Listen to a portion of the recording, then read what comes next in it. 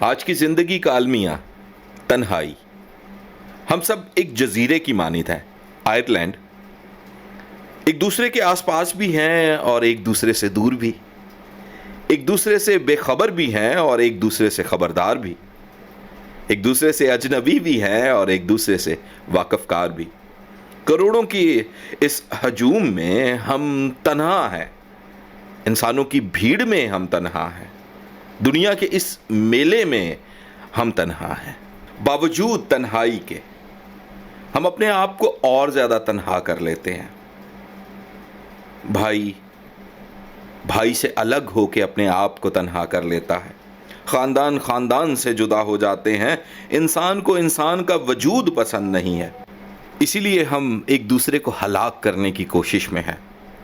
زمین کے ایک ٹکڑے کو حاصل کرنے کی خواہش میں ہم انسان کو مار ڈالتے ہیں اور تنہا ہو جاتے ہیں. کائنات کے خدا نے ہر سانس لینے والی چیز کو جوڑوں میں بنایا ہے. لکھا ہے کہ آدم کا اکیلا رہنا اچھا نہیں ہے. اپنی تنہائی کا الزام ہم خدا کو نہیں دے سکتے. میرا زندگی گزارنے کا انداز کروڑوں کی بھیڑ میں مجھے تنہا کر دیتا ہے. یہ میرے اندر کا زہر ہے جو میرے ارد گرد کے لوگوں کو ڈس رہا ہے اور میں تنہا ہوتا چلا جا رہا ہوں. اور میں بڑی پھڑ مارتا ہوں پھر یہ سوچ کے کہ میں نے انسانوں کو اپنے سے دور کر دیا ہے. میں نے کتنا بڑا تیر مارا ہے. ذرا تھوڑی دیر رک کے سوچئے کہ ہماری تنہائی کے آنسو پہنچنے والا ہمارے آس پاس کون ہے؟ ہم اس تنہائی کے بھنور میں سے نکالنے والا کون ہے؟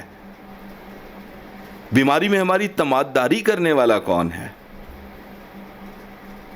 اور ایٹ دا اینڈ ہمارا جنازہ کون اٹھائے گا؟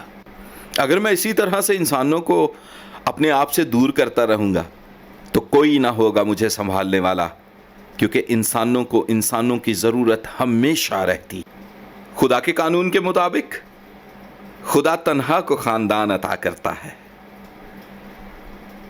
یہ جو زہر میں اپنے اندر لیے پھر رہا ہوں تاکہ میں لوگوں کو ڈسوں اور ان کو فنا اور ختم کر دوں، اپنے سے دور کر دوں، وہ زہر مجھے بھی اندر ہی اندر تنہا کر دے گا اور پھر کوئی نہ ہوگا میرے ساتھ کھڑا ہونے والا.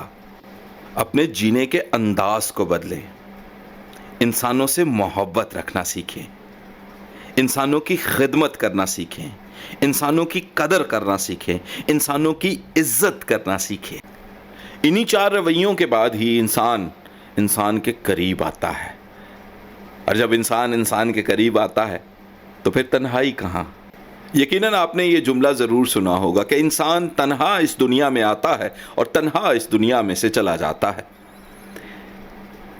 یا تو ہم اس جملے کو مان لیں یا خدا کے کلام کو رد کر دیں، کیونکہ خدا کا کلام تو یہ کہتا ہے کہ خدایا تیری روح تو بھلا نس کے میں کدھر جاواں.